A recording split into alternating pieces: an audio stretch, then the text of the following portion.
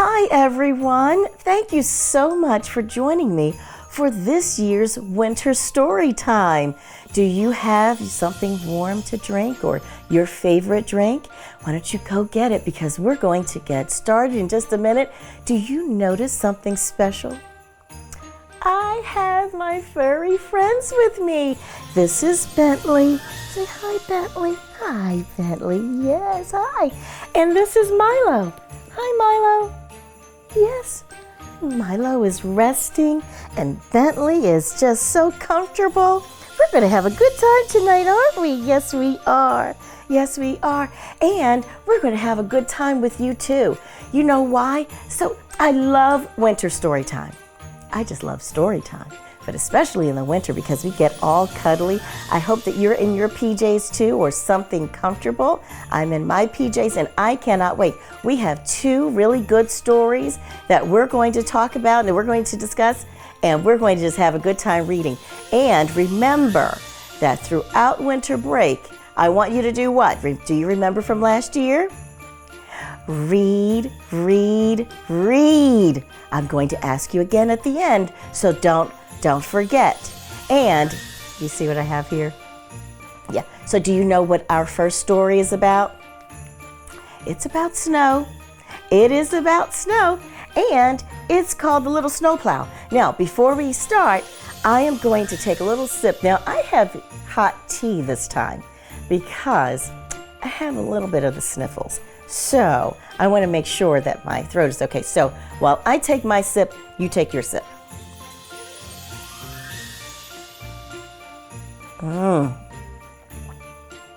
I needed that. That's very good. All right, I'm going to put this here. Make sure that I'm very careful. Our first story is called The Little Snow Plow. And the author is Lora Koehler. And it's illustrated. What does the illustrator do? The illustrator, what? Draws all the pictures, right? Yep. The illustrator is Jake Parker. And we always have to give credit where credit is due. So if you do something that's original, don't you want somebody to give you credit to say that that's your work? Absolutely. So we want to give Lora Koehler and Jake Parker their credit too. Let's get into it. Are you ready? Are you snuggled in? Do you have everything you need? Okay, let's get started. Okie dokie. I can't wait. I love Winter Storytime. It's my favorite thing. Oh boy. On the mighty mountain road crew, the trucks came in one size. Big. That is until the new snowplow joined the crew. "You're such a little snowplow," the big truck said. "Leave the heavy lifting to us." And off they roared. I want you to see how big they are compared to the little snowplow. He's a little guy, just like Bentley's a little guy, right? But see how big they are? Yeah. I like the little snowplow though. I think he's cute. So all spring, the little snowplow cleared streams while the big trucks bulldozed mudslides. In the summer, he cleaned up after parades while the big trucks built roads. In the fall, he pushed leaves into piles while the big trucks mounded mountains of salt and sand. See, so he was doing some of the smaller jobs. You see that? The leaves there. And cleaning up after balloons because he's a little guy. As fall turned to winter, the little snowplow began training. He made the light on top go around and around and blew his horn. Beep, beep. He drove forward and back, and then he raised and lowered his plow. Now, so I want you to pretend to be the snowplow and raise and lower your plow. But he did it 10 times fast. Are you ready? 1, 2, 3, 4, 5, faster, 6, 7, 8, 9, 10. It's almost like he's doing what? It's like He's exercising. Oh, let's see. Everything was in working order. He could hardly wait for snow. See, it's getting a little cloudy. See that? And he's just waiting around. He can't wait for the snow. "Huh," said the dump truck. "You've never even seen snow." The little snowplow ignored him. He knew what snow was. "Why, I remember snow up to the eaves," said a cement mixer. There's the cement mixer there. "Yeah, we had a big, strong snowplow then," the garbage truck said. See that garbage truck right there? "Too bad she retired," the utility truck said. "I heard she moved to a beach in Florida." "I hope it doesn't snow like that this winter," the dump truck said. See the dump truck right there? "It might be too much for a little snowplow. We'd probably have to help." The little snowplow turned his bumper onto the trucks. Let me see you turn your bumper. What is he doing? He's ignoring all that negativity. When people are saying negative things to us, you know what? Just turn and ignore the negativity. But that night, he raised and lowered his plow 10 extra times. Are you ready?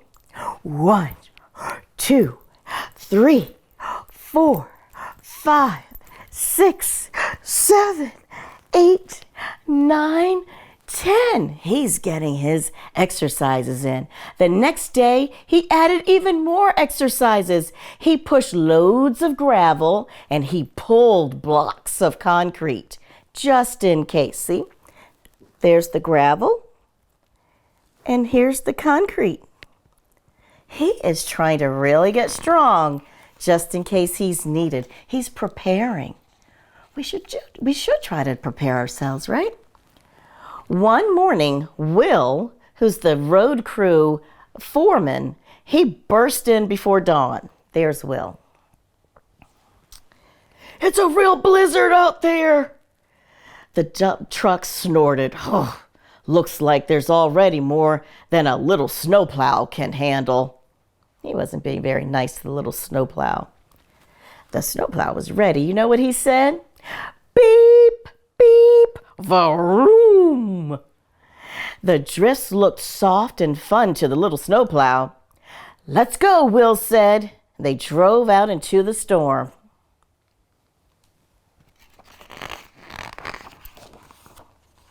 How do you think the snowplow's going to do? Do you think he'll be okay? Let's find out. The little snowplow cleared the streets of Mighty Mountain, but it kept snowing. So the little snowplow cleared the streets of Mighty Mountain again, and it snowed harder, and the wind began to howl. Let me hear you do the howling wind. Ooh, right? Howling wind. Once more, the little snowplow started to clear the streets. Deep drifts swirled around in his treads. Do you know what his treads are? So I want you to look right there. That's where his wheels are. And there are treads on there to help him grip and have traction. So the deep drifts swirled around his treads and icy gusts blew against his windshield. Snow piled up higher than he could raise his plow. Oh no, he's trying to raise his plow. He wondered if he should have done more plow lifts. Oh, let's see. Don't give up, little guy. "This one's too big for anyone to handle on their own," said Will. He called for backup. "I knew that plow would need help," the dump truck grumbled as he drove out. The little snowplow wiped his windshield and he kept plowing. Silver Fork, Stampede Avenue, Main Street. That's when he heard a rumbling. He saw the dump truck drive by. Then the little snowplow heard a thundering. He turned the corner of Main and Ridge. What do you think that thundering sound was? Just as an avalanche swept down the mountain. What's an avalanche? An avalanche is like a mountain of snow that slides down. And when it slides down, it sounds like this. Whoosh. So, beep, beep, beep, the little snowplow cried. Look at that. Do you see? There's the little snowplow. Who's that? It's the dump truck. Oh, didn't expect that one. He's buried, Will yelled. No time to lose. But it will take hours for the big trucks to move that boulder. Okay, I want you to see the boulders here. See that big boulder? There's another big boulder. A big boulder is like a really, really big rock, right? That they can't get out of the way. So, and it's really, really, really heavy. The little snowplow drove forward.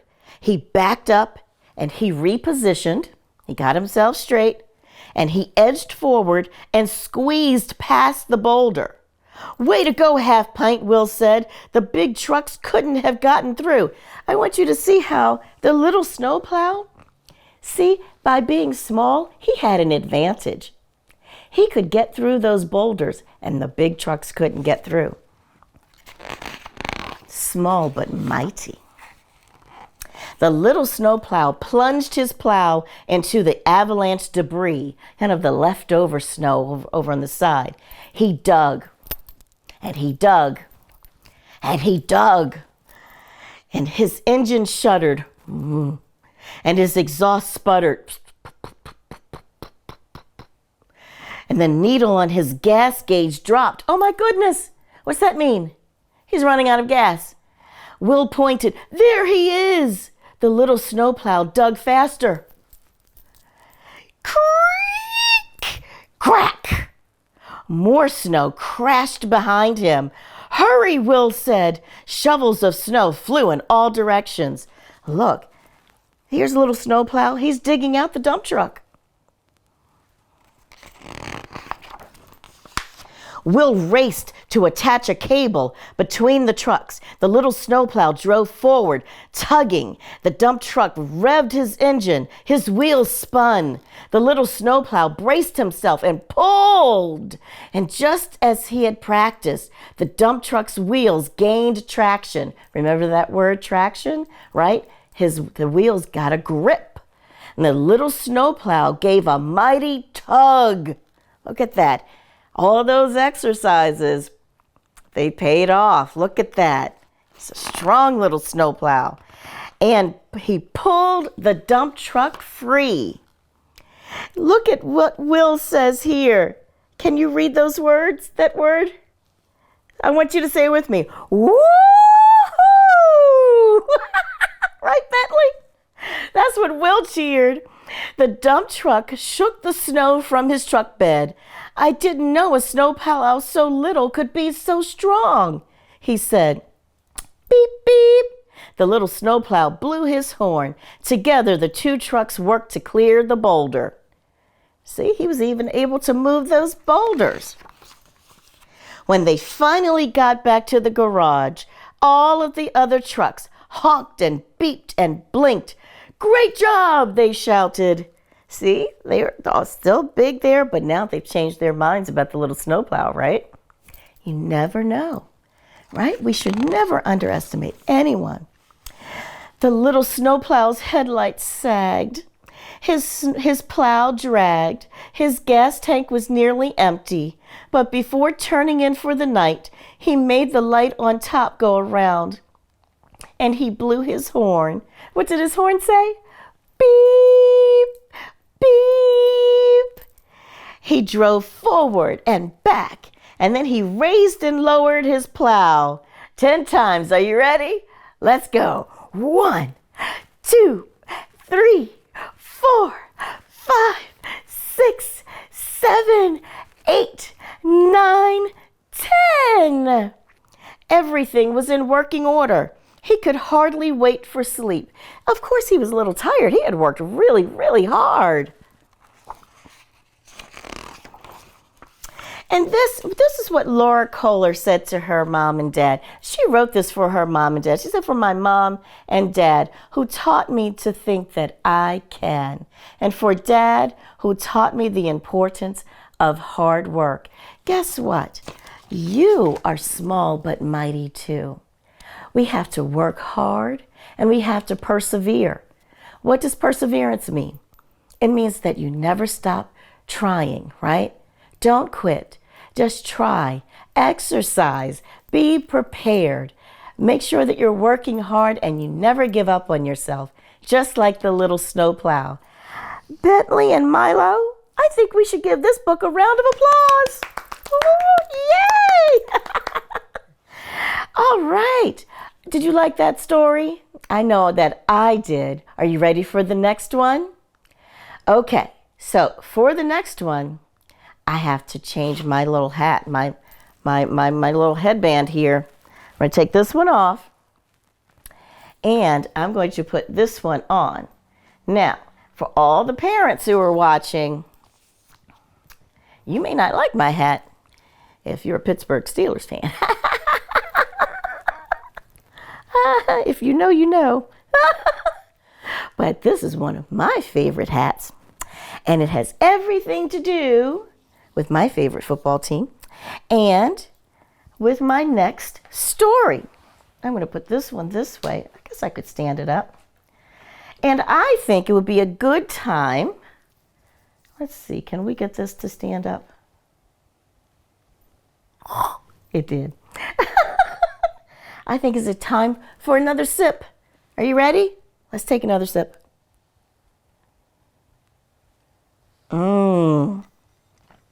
This is a nice, cozy time together. Thank you so much for joining me. I just love it when we're together. Okay, this one is entitled, Harold Loves His Woolly Hat. I love my woolly hat too. And this is by Vern Kousky. And what's that an illustration of there? It's a bear. It's a tiny little bear. Well, let's see what this one is about. This is why I love new stories. I can't wait to dig in so that we can see what this is about. Harold loves to wear his woolly hat. Now, do you have something special that you like to wear, or just something that's very special to you? I mean, sometimes we have something special. I know that one of my bracelets my daughters gave me is special to me. And I told you already about my favorite team and one of my favorite woolly hats. And so he has a favorite too. He loves his woolly hat. He loves it so much that even as he's making all these snowmen, look, they look like they have on a woolly hat too, don't they? He even gave his snowman a woolly hat. Even in the summertime. Well, as much as I love my woolly hat, I don't know if I'm wearing it in the summertime. But Harold loves his hat so much that he's wearing it in the summertime. He wears it when he goes to school. He wears it when he goes to sleep. Harold even wears his woolly hat when he takes his monthly bath. Monthly bath? Well, I guess he's a bear. He can get away with that. We can't.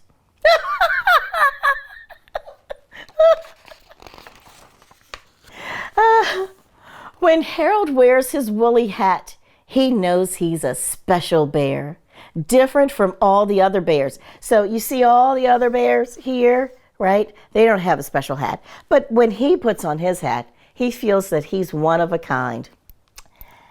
I can understand that. Then one day, a crow swoops down and steals Harold's woolly hat. See the crow right there?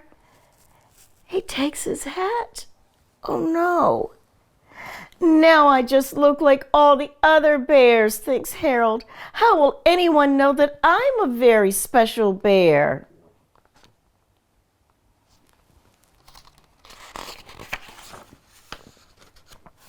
Harold has to win back his woolly hat. He gathers up some wriggly worms and says to the crow, "Let's trade." See? He's trying to bargain with the crow. The crow swoops down and he takes the worms and he flies them to the nest. "Now please give me back my woolly hat," shouts Harold. Do you think the crow will give him his hat back? I'm not so sure. But the crow only replies. Now, how does a crow sound? I want you to do it with me. Caw-caw! Caw-caw! Yeah, you did it. Sounds good. You sound like a crow. So Harold tries to make another trade. "Here are some tasty blueberries for you." The crow swoops down and takes the berries and flies them to his nest. To its nest. See the blueberries? Do you think he's going to get his hat back now? Uh-oh. See, these letters are getting bigger, which means that the bear is getting a little annoyed, and I think he's raising the volume of his voice a bit. And he says, "Now please give me back my woolly hat." And again, the crow just replies. What does the crow say? "Caw-caw! Caw-caw!"